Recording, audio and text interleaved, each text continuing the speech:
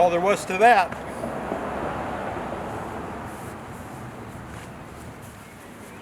So John, what'd you think of the Mac 1010? It's in pretty good shape, see? Timber deck, Summit Timber Company timber deck. Right there in felt pen too.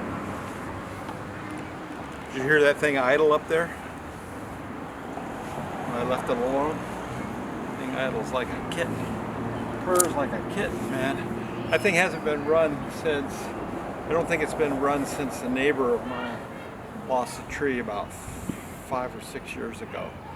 And all I did was shot a little gas into the cylinder, check for spark previously, put a little gas in the cylinder, put the plug back in, hooked it up, 2 poles, bam, it's gone. And everything works great. You heard it idle. Got a lot of power still. So that's it for this. Now we just gotta wait for the wife to carry all the wood off.